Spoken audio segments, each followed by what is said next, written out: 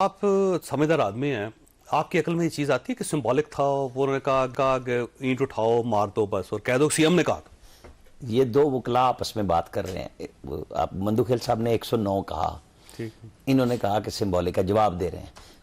مروت صاحب نے بغیر کسی لگی لپٹے رکھے بغیر مرمت کی اپنی 10 سال کی حکومت کی کہ کرپشن کھربوں روپے بنائے، جس کی سمبولکلی یہ بات کر رہے ہیں. چیف منسٹر نے کیا کہا؟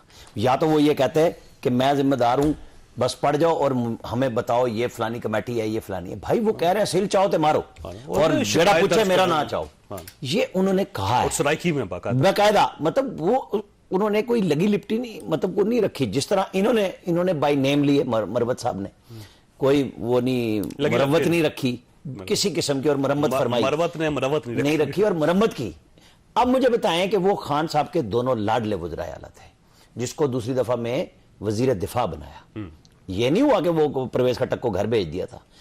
آج وہ کانکنی سے پیسے بنائے یا جیسے مرضی بنائے، 25 لاکھ روپے ڈیلی کا شاید انہوں نے کہا، ایک کان سے آ رہا ہے فلانا آ رہا ہے. بھائی بات یہ ہے کہ وہ صوبے پہ کیسے پیسے کیوں نہیں ملے؟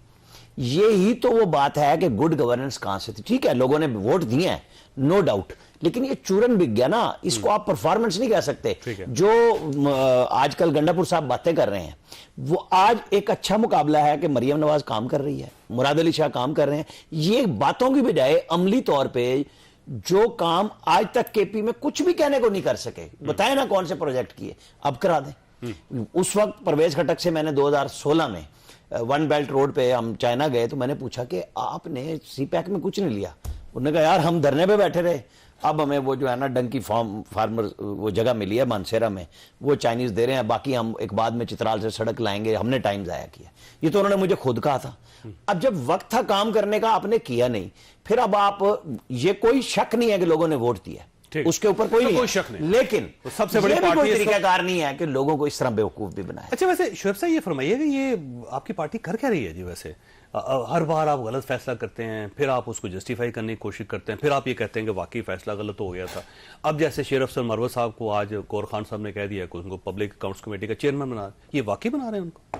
میرے نالج میں نہیں ہے. اگر گور خان صاحب نے کہا، گور نے کہا ہے تو درست فیصلہ ہوگا، کہا ہوگا. تو آپ شیر افسر مروت صاحب کو چیئرمین بنانا چاہتے ہیں پبلک اکاؤنٹس کمیٹی؟ خان صاحب نے نامینیٹ کر دیا ہے تو بالکل وہ بنیں گے. وہ کمال ہے. ویسے سلام ہے آپ لوگوں کی ذہانت کو، اس میں کیا خرابی ہے؟ باقی آپ کی ذہانت کو سلام ہے سارا.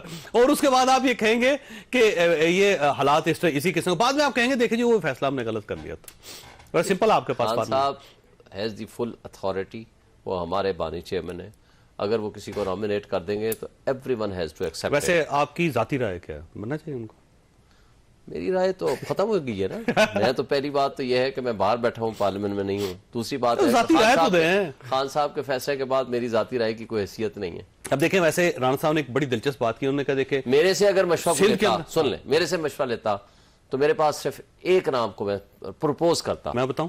میں پہلے بتا دیتا ہوں. نور عالم؟ نہیں، نور عالم تو خیر کبھی بھی نہیں میں اس کو ریکمینڈ کروں گا. میں ریکمینڈ کروں گا اسامہ حمزہ کو.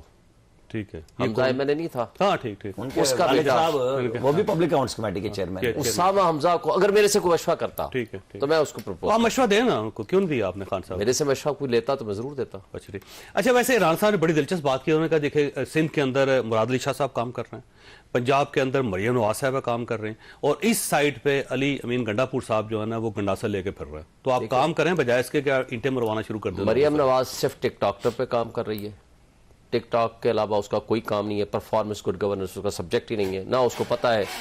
نمبر 2 جو مراد علی شاہ سوائے کرپشن میں اپنے پاؤں کیا کہتے ہیں سر سے پاؤں تک ڈوبا ہوا ہے. جو کچھ اس نے کراچی کا اشر کیا ہوا ہے، جو سندھ کا کیا ہوا ہے، پچھلے 15 سال سے بیٹھے ہوئے ہیں. اور وہ جا کر دیکھیں وہاں کیا صورتحال ہے، یعنی جانوروں سے بھی بدتر انسانوں کی زندگی ہے. تو ان کی اگر اس کو پرفارمنس کہتے ہیں تو پھر اللہ ہی حافظ ہے. اور یہ وہ شخص ہے علی امین گنڈا پور، میں آج آپ کو بتا رہا ہوں، وہ ایک ورکر آدمی ہے، وہ پبلک میں رہنے والا بندہ ہے، وہ پبلک کا کام کرنے والا بندہ ہے. اس کے انداز گفتگو کو آپ ہی will be the best performer. آپ کو میں آج آپ